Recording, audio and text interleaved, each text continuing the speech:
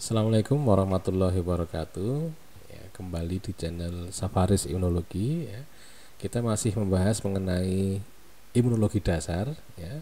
Kita masuk ke organ limfoid sekunder. Ya. Kalau kemarin kita bahas tentang MALT atau mucosa associated lymphoid tissue. Ya. Sekarang kita akan bahas tentang masalah BALT atau bronchus associated lymphoid tissue. Ya. Nah, nanti topik kita adalah apa definisi BALT, ya, kemudian kita bahas juga sepintas mengenai sistem limfoid yang ada di saluran nafas, ya, kemudian struktur dari BALT dan fungsi dari BALT itu apa gitu ya. Nah, kita masuk definisi dulu ya. BALT itu adalah ya jaringan limfoid, ya. Jaringan limfoid yang apa? Jaringan limfoid yang ada di mukosa, ya, yang berdekatan dengan saluran nafas utama bronkus, ya. Itu definisi dari BALT, ya.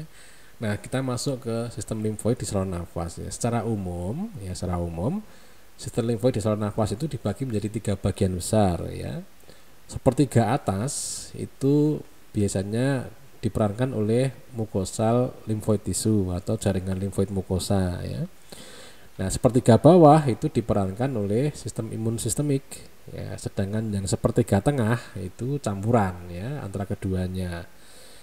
Nah, sekarang kita bahas mengenai BALT pada dewasa dan anak-anak.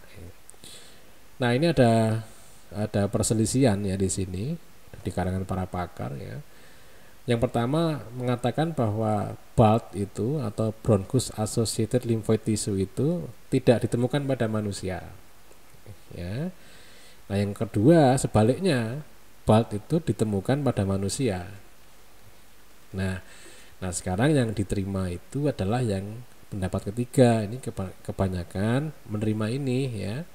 Yaitu apa? Yaitu BALT pada manusia itu ditemukan pada anak-anak, tetapi tidak ditemukan pada dewasa, ya. Nah, pada dewasa nanti bisa muncul BALT kalau ada perangsangan, ya, sehingga nanti masuk di kategori organ limfoid tersier, ya.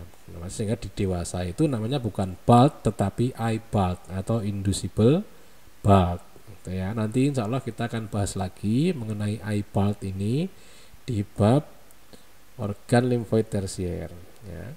Nah, sekarang kita bicarakan lokasinya. Lokasi utama BALT itu di mana? Yaitu di bifurcatio bronchus atau di sekitar percabangan dari bronchus, ya. Nah, ini kita bicara struktur BALT, ya. Nah, kita coba dilihat dulu yang di struktur klasik BALT, ya. Jadi secara klasik BALT itu harus ada folikel yang berisi sel B, ya. Kemudian ada sel M atau sel mikrofold, yaitu sel epitel yang mengalami perubahan sehingga dia berfungsi untuk menangkap antigen, ya. Kemudian epitel yang mengalami perubahan juga di sedikit silia dan sel goblet, ya. Kemudian di situ juga ada sel T dan ada nursing cell yang lokasinya itu di bawah kubah dari sel mikrofold dan tidak ada fasa afren, ya.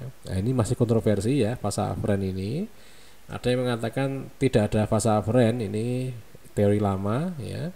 Sedangkan yang baru-baru ini mulai mempertanyakan, ya, apakah memang benar tidak ada fasa afrennya, ya, karena mereka berhasil mengecat dengan imunohistokimia, ya, ditemukan fasa, cuma tidak yakin fasanya itu apakah afren dan efren ataukah efren saja, ya, sehingga ini masih kontroversi tentang fasa afrennya, ya. Tetapi sampai saat ini masih diyakini, ya, bahwa tidak mengandung fasa afren, ya.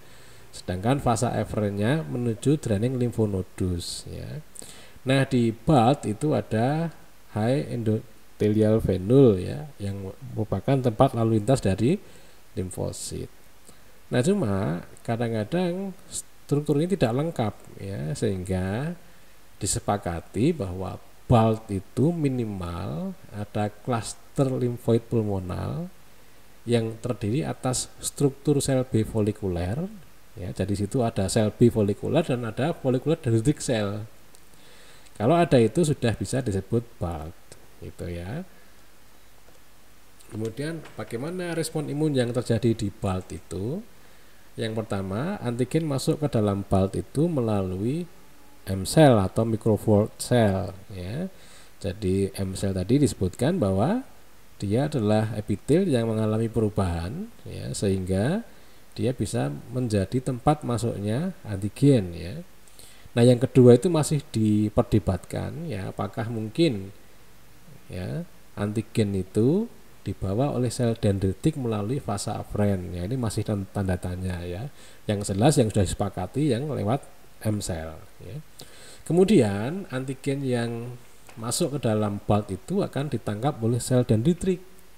Nah, oleh sel dendritik dia diproses ya dan disajikan kepada sel T.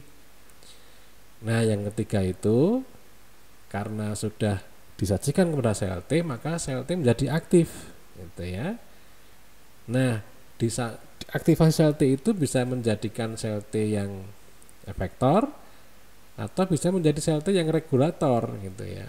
Nah, nanti kita bahas lagi sel T regulator itu seperti apa ya nanti di bab-bab selanjutnya ya. Nah, yang keempat ya selanjutnya sel T yang sudah aktif tadi akan mengaktifkan sel B. Nah, sehingga sel B-nya akan mengalami imunoglobulin class switching ya, tidak harus IgA ya. Tetapi memang umumnya imunoglobulin A ya, tergantung dari lingkungan sekitarnya atau milieu eksternalnya ya. Nanti yang akan menentukan kira-kira sel B itu akan mengalami imunoglobulin class switching ke arah mana ya, gitu ya. Nah, fungsinya apa? Fungsinya ya imunitas terhadap patogen, misalnya virus dan bakteri itu ya. Nah, BALT juga berperan dalam respon terhadap paparan lingkungan ya, asap rokok misalnya ya, dan berperan dalam alergi ya. Nah, kemudian BALT juga bisa berfungsi untuk mengurangi kerusakan jaringan di saluran nafas ya. Nah, ini adalah referensi yang kami gunakan ya, nanti bisa dibaca sendiri untuk pengayaan ya. Saya kira demikian, terima kasih. Assalamualaikum warahmatullahi wabarakatuh.